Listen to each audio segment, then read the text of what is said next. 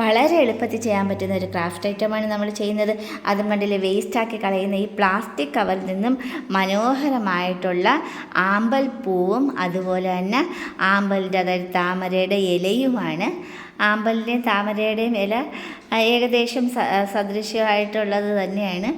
അപ്പോൾ അത് നമ്മൾ ചെയ്യാനായിട്ട് വളരെ സിമ്പിളായിട്ട് നമ്മൾ പല കളറിൽ വേസ്റ്റ് ആയിട്ട് നമ്മുടെ കയ്യിൽ കിട്ടുന്ന പ്ലാസ്റ്റിക് കവറുകൾ കളയാറുണ്ട്. അപ്പോൾ അത് നമുക്ക് എങ്ങനെ പ്രയോജനപ്പെടുത്തി എടുക്കാമെന്നുള്ള, റീസൈക്കിൾ ചെയ്തെടുക്കാമെന്നുള്ളതാണ്. എങ്കിലോ മനോഹരമായിട്ടുള്ള ക്രാഫ്റ്റ് ഐറ്റംസുകൾ നമുക്ക് ചെയ്തെടുക്കാനും പറ്റും. ഫ്ലവേഴ്സ് ആയാലും ലീവ്സ് ആയാലും. അതിന് വേണ്ടിയിട്ട് നമ്മൾ ആദ്യമേ ചെയ്യാനുള്ളതെന്ന് പറഞ്ഞാൽ, നമ്മൾ പ്ലാസ്റ്റിക് കവറിൻ്റെ ആ ഒരു ഹാൻഡ് പിടിക്കുന്ന ആ ഒരു ഭാഗം നമ്മൾ കട്ട് ചെയ്തെടുത്തിട്ട് അതിനെ നമ്മളൊരു ഫ്ലവർ മേക്കിങ്ങിന് ചെയ്യുന്ന വെച്ചാൽ സമചതുരത്തിൽ നിന്നാണ് നമ്മൾ ഫ്ലവർ ഷേപ്പ് കട്ട് ചെയ്തെടുക്കേണ്ടത്. അപ്പോൾ അതേപോലെ തന്നെ ഒരു സമചതുരത്തിൽ, അതായത് സ്ക്വയർ ഷേപ്പിൽ മടക്കി എടുക്കാനായിട്ടാണ് ഇങ്ങനെ മടക്കുന്നത്. ആദ്യമേ അതിനെ രണ്ടായിട്ട് മടക്കുക, അതിനെ മൂന്നാമത് ഒന്നും കൂടി മടക്കുക. ആ ഒരു മടക്കിൽ തന്നെ വീണ്ടും ഒരു കോണോട് കോണ് മടക്കുമ്പോൾ നമുക്ക് കറക്റ്റ് സ്ക്വയർ ഷേപ്പ് നമുക്ക് കിട്ടും. കണ്ടോ, കോണോട് കോൺ മടക്കുമ്പോൾ ബാലൻസ് ഉള്ള നമ്മൾ കട്ട് ചെയ്ത് കഴിയുമ്പോൾ കറക്റ്റ് സ്ക്വയർ ആയിരിക്കും നമുക്ക് ആ കിട്ടുന്നത്.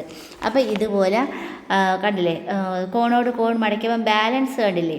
അപ്പോൾ ഇങ്ങനെ തന്നെയാണ് ഏത് ഫ്ലവറിലും നമുക്ക് ഷേപ്പ് കട്ട് ചെയ്യുന്നതും സർക്കിൾ കട്ട് ചെയ്യുന്നതും. നമുക്ക് അത് ഏത് പ്രതലത്തിൽ നമുക്ക് പേപ്പറെങ്കിൽ പേപ്പർ, അതുപോലെ തന്നെ നമ്മൾ ക്ലോത്ത് എങ്കിൽ ക്ലോത്തിൽ കട്ട് ചെയ്യാൻ വേണ്ടില്ല, പ്ലാസ്റ്റിക് കട്ട് ചെയ്യാം.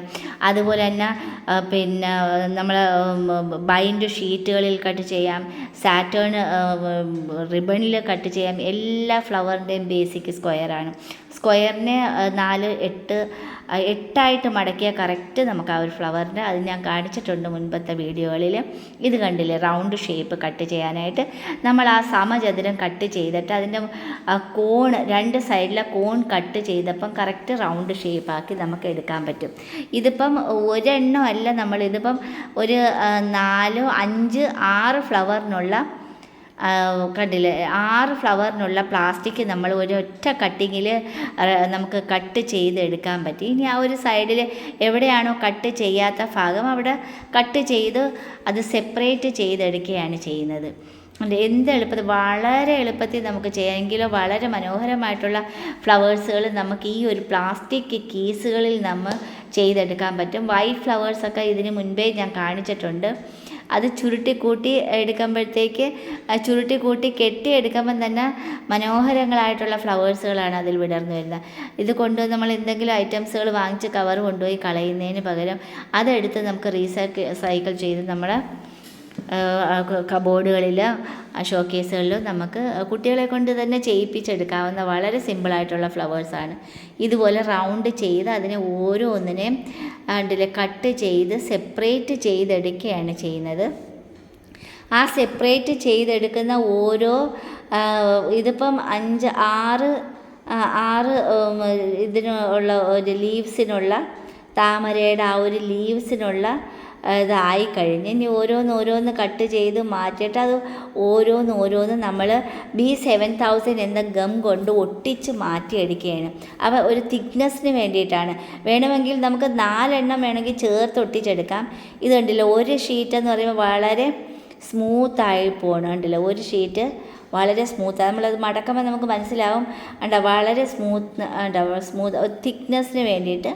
ഇതുപോലെയാണ് നമ്മൾ ചുരുട്ടി കൂട്ടി എടുക്കുന്ന ഒരു താമരയുടെ എതളിന് വേണ്ടിയിട്ടെന്ന് പറഞ്ഞാൽ ഇതുപോലെയാണ് നമ്മൾ വെറുതെ ചുരുട്ടി കൂട്ടി എടുക്കുകയാണ് ചെയ്യുന്നത്. എന്ത് സിമ്പിളായിട്ടെങ്കിലും കാണാൻ നല്ല ഭംഗിയുണ്ട്.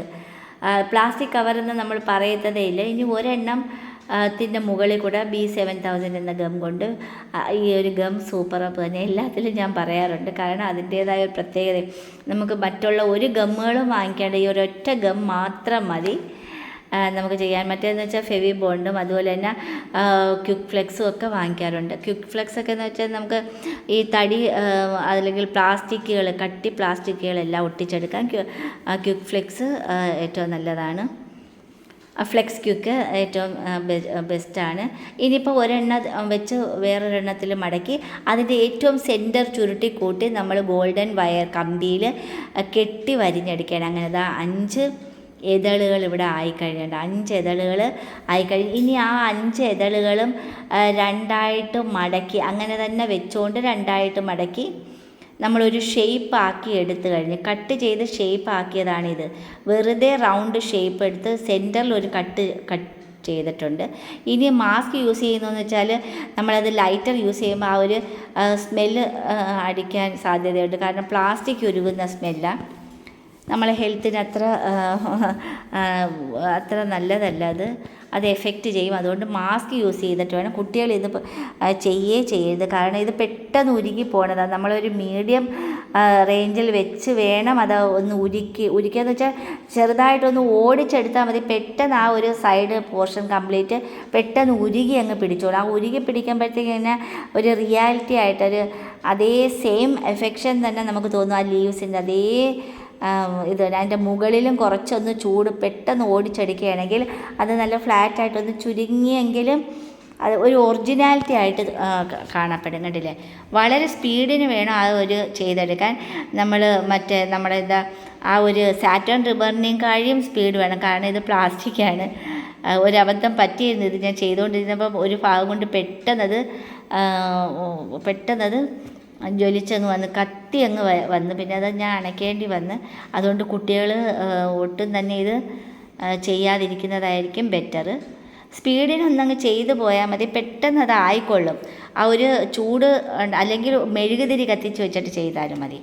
അതായിരിക്കും കുറച്ചും കൂടി ബെറ്റർ കുഞ്ഞുങ്ങളല്ല കുറച്ചും കൂടി മുതിർന്ന കുട്ടികൾക്ക് മെഴുകുതിരി കത്തിക്കുകയാണെങ്കിൽ പെട്ടെന്ന് ചെയ്തെടുക്കാൻ പറ്റും. ആ റൗണ്ട് എല്ലാം നമ്മൾ ചെയ്ത് കഴിഞ്ഞ് ഇനി സിമ്പിളായിട്ടുള്ള ഫ്ലവർ അത് നമ്മൾ ആ ഒരു ഹാൻഡ് പോർഷൻ കട്ട് ചെയ്തിട്ട് അതിനെ ഒന്നും കൂടി മടക്കി അതിനെ 2ആയിട്ട് മടക്കി അതിനെ 3ആയിട്ട് മടക്കി അതിനെ പിന്നെ കോണോട് കോൺ മടക്കി അതിനെ വീണ്ടും ഒന്നും കൂടി സ്ട്രെയിറ്റ് ആയിട്ടാണ്.